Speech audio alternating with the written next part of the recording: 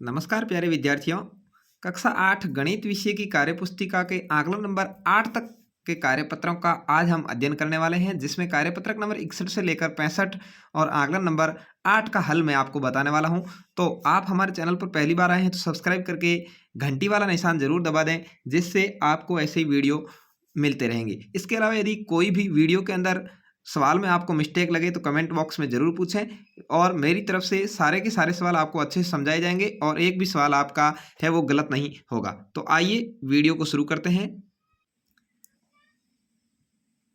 दो पूर्णांकों का गुणा भाग कर सकते हैं, यानी कार्यपत्रक नंबर 61 में है दो पूर्णांकों का गुणा या भाग कैसे होता है। पहला है रिक्त स्थानों की पूर्ति कीजिए, यहाँ लिखा है -438 भाग खाली जगह बराबर 1, यानी माइनस के 438 में किस संख्या का भाग दें कि एक आंसर आए। तो आपको पता है माइनस के अंदर माइनस की संख्या का ही भाग देना पड़ेगा और एक का भाग लाना है तो वही संख्या होगी। तो -438 यहाँ आपके कोष्टक में आ जाएगा। ठीक है, अगला है किस संख्या में भाग 5 का लगाएं कि माइनस का 3 आंसर आए। आंसर क्या लाना है भाई, माइनस का 3, और भाग किसका लगाना है, 5 का। तो दोनों को गुणा कर दो, वो संख्या आपको प्राप्त हो जाएगी जो होगी माइनस की 15। तो माइनस का 15 यहाँ पर आंसर में आपको भरना है। माइनस के 12 गुणा माइनस के 6 है, तो इन दोनों ही संख्याओं में माइनस माइनस आपस में क्या हो जाएगा, प्लस हो जाएगा। और 12 का गुणा 6 से करेंगे तो 12 छके 72 हो जाएगा। ठीक है, तो यहाँ तीसरे में सवाल में उत्तर 72 आ जाएगा। अगला है जीरो भाग ए। जीरो के अंदर किसी भी संख्या का भाग लगाओ तो आंसर जीरो ही आता है, तो यहां पर आपको जीरो भर देना है। अगला है निम्नलिखित में से प्रत्येक का मान ज्ञात कीजिए, यानी यहां पर देखिए आप -107 में 107 का भाग लगाया है, तो -107 बटे 107 अपन लिखेंगे, और यहाँ माइनस में है तो आंसर भी माइनस में आएगा। 107 का भाग 107 में कितनी बार गया भाई, एक बार गया, तो आंसर आ गया आपका -1। ऐसे ही अगले सवाल को हल करना है। अगला है -3 + 2 कोष्टक में है, कोष्टक को पहले हल करेंगे। इधर माइनस का 3 है, इधर प्लस के 2 है, तो क्या रह गया माइनस का 1। इधर माइनस के 2 और प्लस का 1 है, तो क्या रह गया 1। तो यहाँ भी माइनस का 1 रहेगा, क्योंकि माइनस के 2 और प्लस का 1 था, तो माइनस के 2 ज्यादा है, कितने ज्यादा है 1। तो इधर भी माइनस का 1 भाग माइनस का 1, यानी -1 बटे -1 बराबर क्या आएगा, माइनस माइनस प्लस हो जाएगा और एक आंसर आ जाएगा। ठीक है, तो यहाँ पर आपका 1 लिखना है। अगला है -36 में -9 का भाग लगाएंगे, तो -36 बटे -9, माइनस माइनस प्लस हो जाएंगे, और 9 का भाग 36 में कितनी बार जाता है, 4 बार, तो 4 यहाँ पर आंसर आएगा। अगला है 4 गुणा -3 गुणा -5, तो क्या होगा, 2 माइनस है तो माइनस माइनस प्लस हो जाएंगे, और संख्याओं का गुणा 4 × 3 = 12 और 12 × 5 = 60, तो 60 यहाँ पर आपका आंसर आ जाएगा। अगला है दिए गए कथन सत्य है असत्य आपको बताने हैं। चलिए पहला सवाल है, पूर्णांकों के योग के लिए क्रम विनिमयता का नियम संतुष्ट होता है, यानी दो पूर्णांकों को जोड़ना है, भले ही 2 + 3 जोड़ो तो भी 5 होंगे, और 3 + 2 जोड़ेंगे तो भी 5 होंगे, यानी यदि किसी भी तरह से जोड़ें तो वही संख्या समान आती है, तो क्रम विनिमयता का नियम लागू होता है। तो यहाँ पर संतुष्ट होता है, अपन सत्य भरेंगे।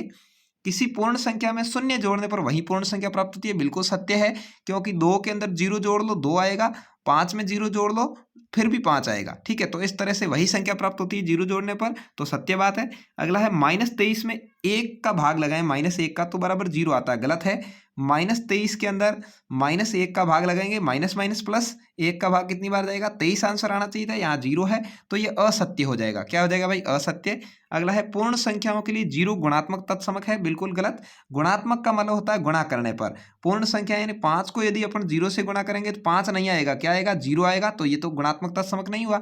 ठीक है, तो गुणात्मक तत्समक क्या होता है भाई, 1 होता है, जिससे वही संख्या से गुणा करें तो वापस संख्या आती है, तो गुणात्मक तत्समक 1 आता तो सही था, नहीं तो यहाँ पर असत्य हो जाएगा।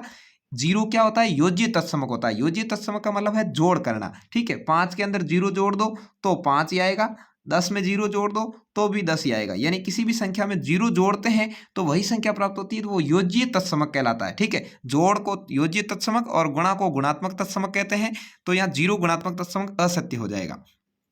अगला पूछा, यदि दोपहर 12 बजे तापमान 0 से 5 डिग्री ऊपर था, यानी दोपहर में 12 बजे कितना था भाई, 0 से 5 डिग्री ऊपर, यानी 5 डिग्री प्लस का। ठीक है, यदि वो आधी रात तक 2 डिग्री प्रति घंटे की दर से कम होता है, क्या होता है, 2 डिग्री प्रति घंटे की दर से कम होता है, तो आधी रात कितने बजे होगी, रात को 12 बजे, तो कितने घंटे हो गए, 12 घंटे। कितने घंटे, 12 घंटे। तो 12 घंटे को -2 से गुणा करेंगे, तापमान कितना घट जाएगा, -24 डिग्री। कितना भाई, -24 डिग्री, और पहले था कितना, 5 डिग्री प्लस में था, घट कितना गया, 24 डिग्री, तो 5 में से 24 डिग्री घटा दो, -19 डिग्री आपका आंसर आ जाएगा। ठीक है, -19 डिग्री आपका उत्तर होगा। अगला है, ऐसे पूर्णांक युग्म लिखिए जिनका योग माइनस के 6 हो तो आप माइनस के 12 या माइनस के 6 लिख दिए। इसके अलावा भी आप दूसरी संख्या भी लिख सकते हैं, जैसे आप लिख देते हैं माइनस के 10 और प्लस के 4, तो भी इसका योग है वो माइनस के 6 होगा। कैसे? माइनस के 10 है प्लस के 4 है तो ज़्यादा कौन से वो से नहीं लगेगा, माइनस। कितने ज़्यादा? 10 में से 4 गए 6, तो आंसर आया कि नहीं आया? -6। तो इस तरह से योग की संख्या है वो -12, 6, या आप अन्य संख्याएं भी ले सकते हैं, लेकिन माइनस वाली संख्या 6 बड़ी होनी चाहिए, ये ध्यान रखना है आपको। अगला है अंतर 15 हो। अब अंतर वाले में थोड़ा सा ध्यान रखना है, यहाँ पर अंतर का मतलब फर्क है। आप संख्या रेखा बना करके देख सकते हैं कि इनके बीच में 15 का अंतर होना चाहिए। तो मैंने जैसे लिखी -17 और -2, तो जैसे मान लो या -2 आ रहा है या -17 आ रहा है, ठीक है। इनके बीच में इस तरह से अपन बढ़ेंगे तो 15 का अंतर आएगा। कितना का अंतर आएगा? 15 का, तो -15 का अंतर हो जाएगा, ठीक है। तो यह -17 और -2 आपका उत्तर हो जाएगा। अगला पूछा है अंतर 4 होना चाहिए। किसका अंतर है भाई? प्लस का है, ठीक है। तो 10 और 6 ले लिया मैंने, 10 भी प्लस का और 6 भी प्लस का, तो दोनों के अंदर अंतर कितने का है? इधर संख्या रेखा में आप चलेंगे तो 4 आंसर आ जाएगा, ठीक है। इस तरह से आप अन्य संख्याएं भी ले सकते हैं, जैसे आपने ले लिया 0 और प्लस का 4, तो भी अंतर 4 का हो जाएगा। ऐसे अन्य संख्याएं भी ले सकते हैं। अगला है योग 0 होना चाहिए, तो माइनस का 2 लिया तो प्लस का भी 2, योग हो गया 0। माइनस का 5 ले लो, प्लस का 5 ले लो, फिर भी योग 0 हो जाएगा। ऐसी अन्य संख्याएं आप ले सकते हैं जिनमें माइनस और प्लस का योग 0 होना चाहिए। तो आपका ये था कार्यपत्रक नंबर 61। आगे बढ़ते हैं अगले कार्यपत्रक की ओर। अगले कार्यपत्रक में पूछा है परिमेय संख्याओं की समझ। परिमेय संख्याएं किसे कहते हैं? जिनको बट्टों में व्यक्त किया जा सकता है। चलिए रिक्त स्थानों की पूर्ति करते हैं। एक परिमेय संख्या को ऐसी संख्या के रूप में परिभाषित किया जाता है जिसे p बटा q के रूप में व्यक्त किया जा सके, जहां p तथा q पूर्णांक है और q बराबर 0 नहीं होना चाहिए। तो यहाँ पर q खाली जगह 0 लिखा है, मतलब बराबर नहीं हो सकता। इस तरह से बराबर को यदि आप तिरछी रेखा से काट देते हैं तो इसका मतलब हो जाता है बराबर नहीं है। तो यहाँ पर आपको बराबर को तिरछी रेखा से काटने वाला चिन्ह भरना है। अगला पूछा है वे संख्या जिनको गिनने के लिए इस्तेमाल करते हैं क्या कहलाती है? भाई प्राकृत संख्याएं कहलाती है। कौन सी? 1 2 3 4 5 6 7 8 9 10, ऐसे ये सभी प्राकृत संख्या है। अगला है प्राकृत संख्याओं में 0 को मिला दे क्या बन जाती है? पूर्ण संख्याएं बन जाती है। यहाँ पर आपको पूर्ण भरना है।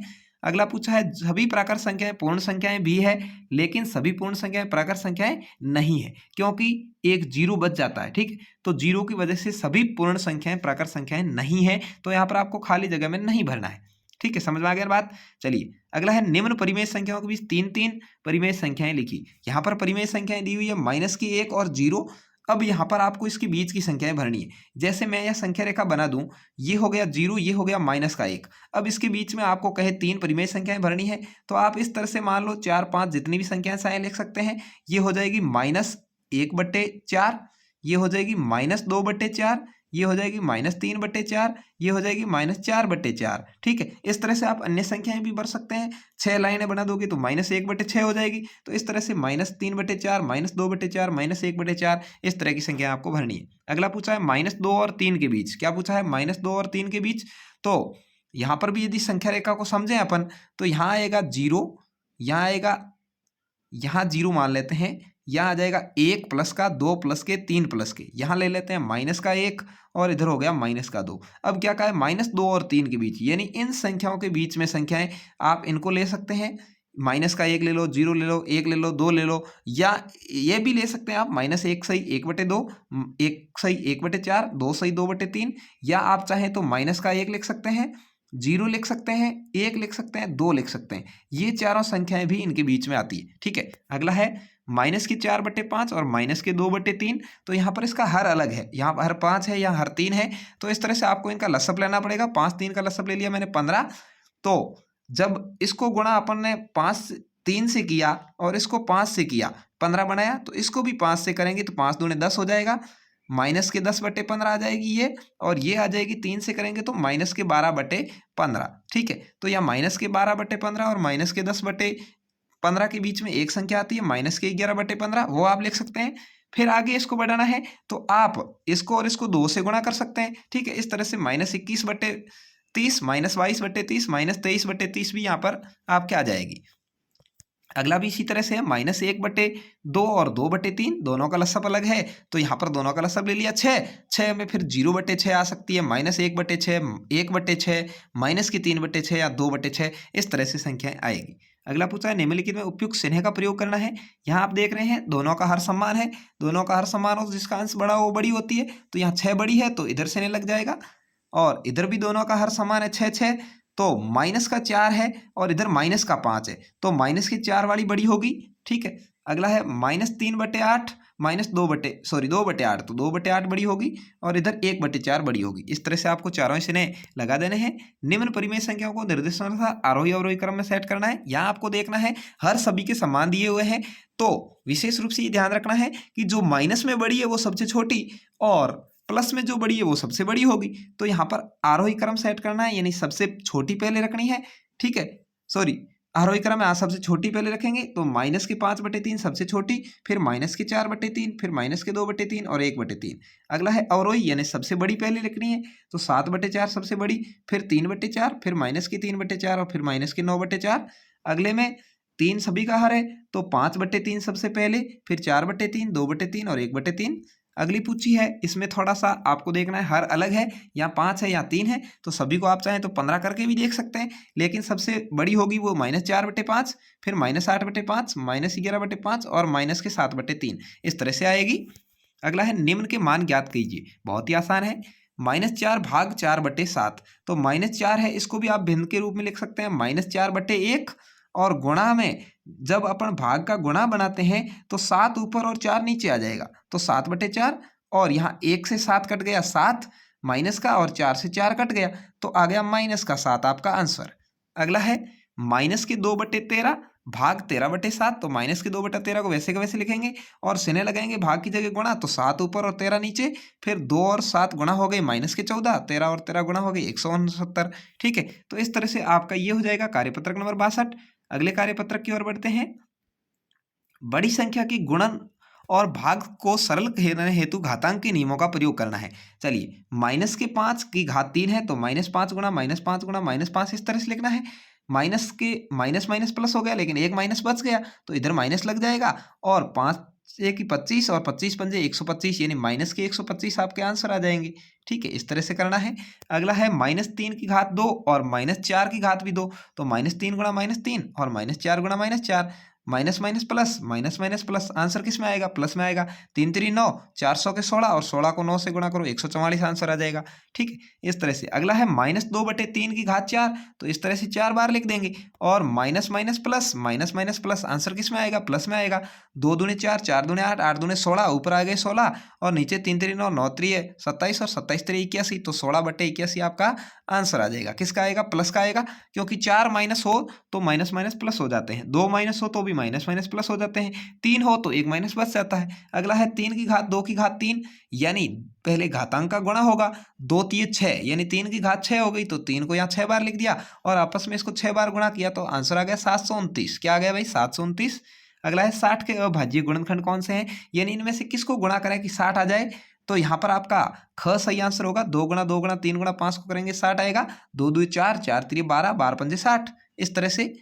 अगला है 343 के अभाज्य गुणनखंड, यानी 2 गुणा 7 को करेंगे तो 14 ही होंगे, 3 गुणा 7 करेंगे तो भी 343 नहीं होंगे, 7 गुणा 7 करेंगे तो 343 आ जाएंगे, तो ग यहाँ पर आपका सही आंसर हो जाएगा। अगला पूछा है निम्न प्रश्नों को हल कीजिए। यहाँ पर क्या है, देखिए भाग है, भाग के अंदर क्या है, घातांक से घातांक कट जाती है और बाकी बचती है वो घातांक लिख देते हैं। ठीक है, तो 4 भाग 4, घात 7 है 3 है, तो यहाँ पर घात 7 थी, यहाँ घात 3 है, दो कॉमन वर्ड दिया हुआ है 4, 4 की घात 7 और 3, तो आपको इस तरह से करनी है, और यहाँ पर जो घातांक है वो 7 में से 3 कम हो जाएगी, 4 की घात 4 आंसर आ जाएगा। क्या आ जाएगा? 4 की घात 4। अब यदि इसका आपको संख्या के रूप में आंसर कहें तो आपका 4 का गुणा 4 बार करके इसका आंसर भी दे सकते हैं। ठीक है, ये पीछे बच गया, 400 के 16, 1600 के 64, 6400 के 256, जो भी है आंसर आ जाएगा। अगला है 6 की घात 3, 6 की घात 2, 6 की घात 4, सभी घातांक गुणा में है तो जुड़ जाएगी, 3 और 2 5 और 4 9 हो जाएगी। 6 की घात क्या आ जाएगी भाई? 9 आ जाएगी। यहाँ भी देखिए आप, यहाँ एक कोष्टक में एक बार है, तो दोनों घातांक का गुणा होगा, 3 दूनी 6, 3 की घात 6 हो जाएगी। अगला है 5 की घात 3, 3 की घात 2, 2 की घात 0, जिसमें भी 0 घातांक में आ जाए वहां पर हमेशा आंसर 1 आएगा। जब भी घात में कहीं 0 नजर आए तो वहां पर आपको उसका आंसर 1 लिख देना है, वो हमेशा उत्तर 1 ही होता है। अगला है निम्न का अभाज्य गुणनखंड ज्ञात कर घातांक के रूप में लिखना है। बहुत ही अच्छे से आप देख रहे हैं, 512 इस तरह से मैंने कर रखा है, आप कर दीजिए। और 2 कितनी बार आया? 9 बार, तो 2 की घात 9 लिख दीजिए। यहाँ पर 1024 है, इस तरह से आपको करना है अभाज्य गुणनखंड, और 2 की घात 10 आंसर आएगा। 729 का इस तरह से करेंगे, 3 की घात 6 आंसर आएगा।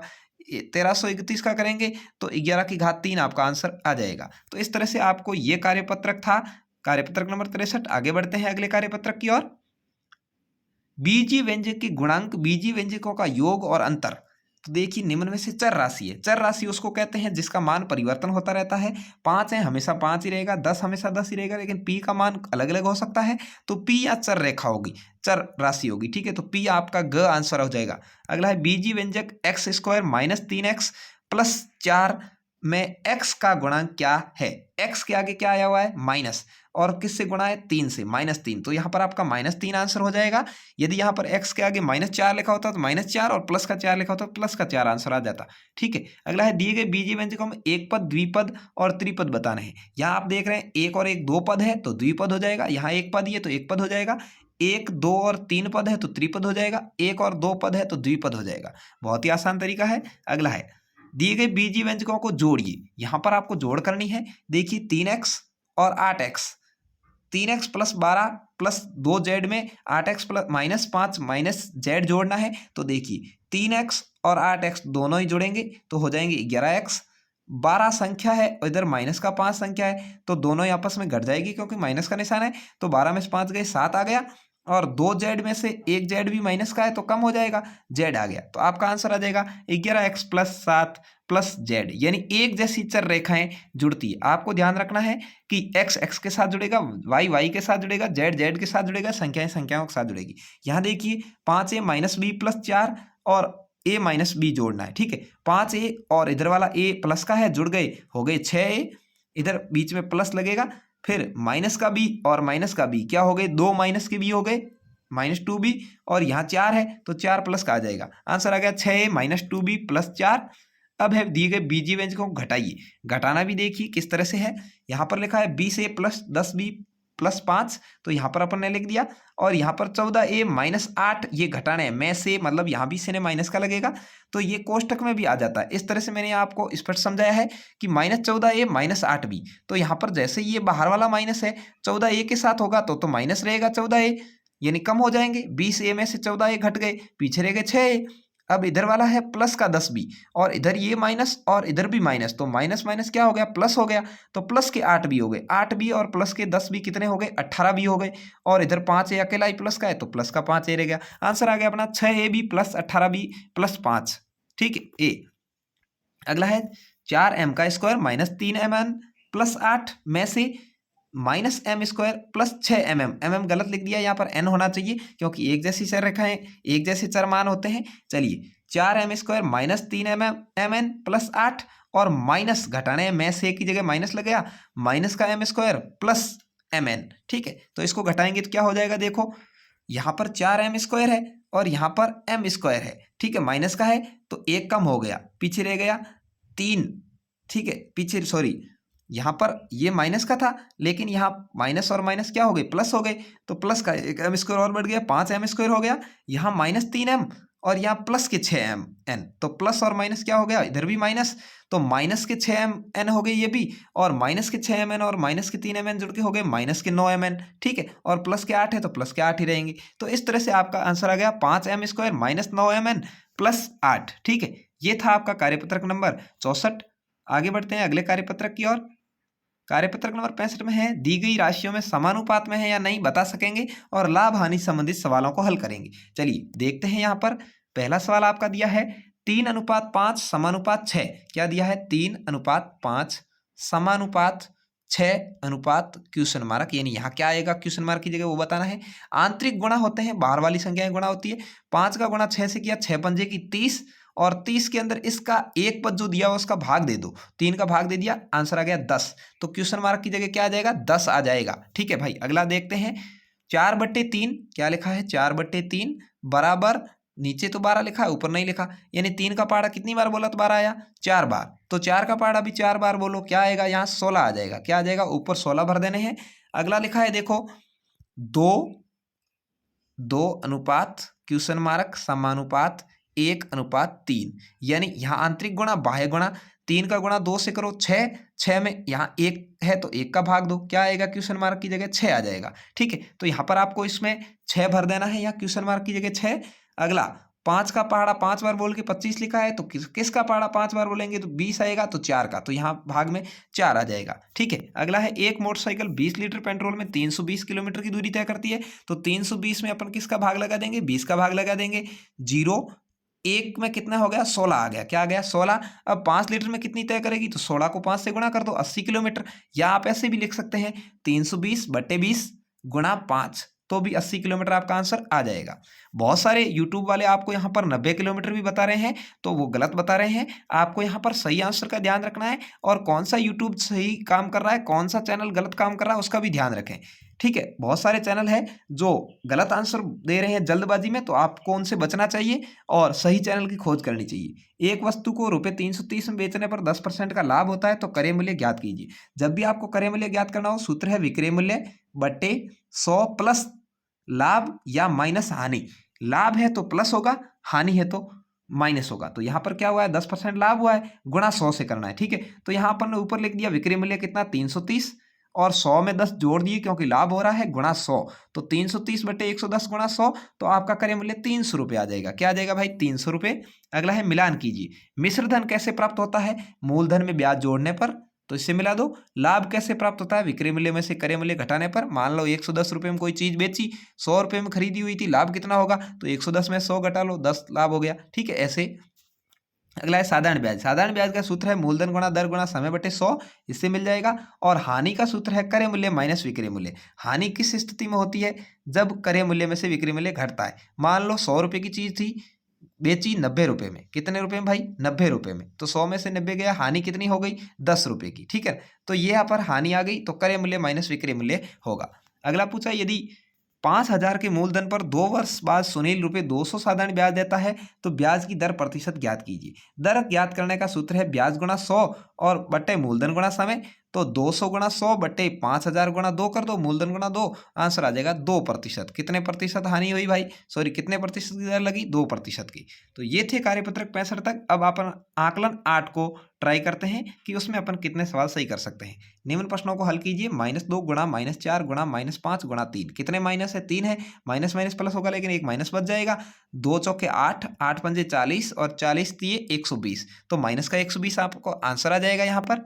अगला है 8 गुणा कोष्टक 3 प्लस माइनस का 1 कोष्टक बंद गुणा 3 माइनस 2 कोष्टक बंद गुणा माइनस के 3। तो देखिए यहाँ पर सबसे पहले कोष्टक को हल करेंगे, तो 8 गुणा लिख दिया, फिर यहाँ 3 प्लस का माइनस का 1 है, तो क्या हो गया, प्लस के 2 बचे, तो 2 लिख दिए, गुणा, यहाँ पर गुणा का चिन्ह लगा दिया आगे, फिर 3 में से 2 घटा दिए, क्या आ गया, 1 आ गया, और यहाँ माइनस के 3 है, तो माइनस के 3 लिख दिए। अब इन सभी को गुणा करेंगे, 8 दूने 16, 16 का 1 से किया 16, और 16 48, किसके, माइनस के, एक माइनस है, तो माइनस के 48 आंसर आ गया आपका। अगला है बड़ा कोष्टक छोटा कोष्टक -18 छोटा कोष्टक बंद भाग 6, तो पहले इसको हल कर लेते हैं। माइनस के 18 में 6 का भाग दिया, क्या आ गया, माइनस का 3, और फिर भाग दे दिया 3 का, तो -3 में 3 का भाग देने पर -1 आपका आंसर आ जाएगा। अगला है एक कुआं खोदने वाला व्यक्ति 2 मीटर प्रति घंटे की दर से कुआं खोदता है। कितना भाई, 1 घंटे में 2 मीटर। उसे भूमि तल से 30 मीटर गहरा कुआं खोदने में कितना समय लगेगा, 30 मीटर गहरा कुआं खोदना है, तो 2 मीटर खोदता है घंटे में, तो कितने घंटे लग जाएंगे, 15। लेकिन यदि वो भूमि तल से 6 मीटर ऊंचाई वाला जमीन पर कुआं खोदना शुरू करता है, भूमि से भी 6 मीटर ऊंचा है, तो 30 में 6 जुड़ गए, कितना हो गया कुल कुआं, 36 मीटर खोदना है, तो 36 में 2 का भाग दे दो, कितने घंटे लग जाएंगे, 18 घंटे, तो 18 घंटे आपका आंसर होगा। संख्या रेखा पर दर्शाना है, माइनस के 2 सही 1/3, तो यहाँ माइनस के 2 और 3 के बीच में आएंगे, कितने भाग करने हैं, नीचे लिखे हुए इतने 3, तो 1 2 और 3 भाग कर दिए। कौन से भाग पे लटकाएंगे, पहले भाग पे, तो यहाँ पर आपको -2 के पास में जो भाग है उस पर लटका देना है। ठीक है, अगला पूछा है 3 सही 2/5, तो ये 3 और 4 के बीच में आएगा, कितने भाग करने हैं, 5 भाग, और दूसरे भाग पर इसको लटकाना है। ठीक है, इस तरह से। अगला है -4/7 का योज्य प्रतिलोम। योज्य प्रतिलोम का मतलब होता है जोड़ना। -4/7 में क्या जोड़ें कि 0 आ जाए, तो 4/7 जोड़ेंगे 0 आ जाएगा, तो प्लस के 4/7 यहाँ पर आपका आंसर हो जाएगा। अगला है पीयूष किसी बिंदु P से 3.5 किलोमीटर पूर्व दिशा में बिंदु Q की ओर जाता है। यहाँ से पीयूष शुरू हुआ P पर, और यहाँ से 3.5 किलोमीटर पूर्व दिशा की ओर गया, इधर पूर्व है, तो इधर क्या होगा, पश्चिम। ठीक है, फिर क्या होता है, फिर वो वापस पश्चिम दिशा की ओर आर बिंदु की ओर 4.5 किलोमीटर, यह आर बिंदु है, इसकी तरफ यहाँ से रवाना हुआ और 4.5 किलोमीटर गया। कितना गया? 4.5 किलोमीटर। बताओ वो अपने मूल बिंदु पी से किस दिशा में और कितना दूर है? यहाँ से वो कितना दूर और किस दिशा में? तो यहाँ से ये दिशा तो कौन सी हो गई? पश्चिम दिशा। और कितना दूर है भाई? 3.5 किलोमीटर इधर गया था, वापस 4.5 आया, तो 4.5 में 3.5 घटा दो, 1 किलोमीटर। कितना दूर है? पश्चिम दिशा में 1 किलोमीटर। तो आपको यहाँ लिखना है पश्चिम दिशा 1 किलोमीटर। ठीक है, ऐसे। अगला है मानक रूप में व्यक्त करो। मानक रूप का मतलब होता है कि गुणांक में व्यक्त करना। यहाँ पर आप देखिए 4 जीरो है, तो यहाँ 343 गुणा 10 की घात 4 लिख देंगे। ठीक है। अगला है 7004, उसके बाद में जीरो है वो है 8, तो यहाँ पर अपन लिख देंगे 7004 गुणा 10 की घात 8। इधर मानक रूप में लिखा है, आपको प्रसारित रूप में लिखना है। ठीक है। 3 गुणा 10 की घात 5, तो 3 के पीछे 5 जीरो लग जाएंगे, प्लस 2 गुणा 10 की घात 2, तो 2 के पीछे 2 जीरो लग जाएंगे, और सभी को जोड़ देंगे तो आंसर आ जाएगा 3,02,000। अगला है 5 गुणा 10 की घात 6, तो 5 के पीछे 6 जीरो। फिर है 4 गुणा 10 की घात 5, तो 4 के पीछे 5 जीरो। फिर है 2 गुणा 10 की घात 3, तो 2 के पीछे 3 जीरो, और सभी को जोड़ देंगे तो हो जाएगा 54,02,000। ठीक है। तो इस तरह से यहाँ तक आपका हो गया आकलन 8 तक का। ठीक है। कार्यपत्रक और आकलन यदि आपको अच्छे से समझ में आए तो चैनल को सब्सक्राइब करें, घंटी वाला निशान जरूर दबाएं, और अपने दोस्तों के साथ जरूर शेयर करें। बहुत सारे चैनल वालों ने गलत आंसर बताए हैं, तो उसको भी आपको देखना कम है और सही चैनल की पहचान करनी है। हमारे चैनल पर आपको कोई गलती नजर आए तो कमेंट बॉक्स में जरूर बताएं। धन्यवाद। जय हिंद।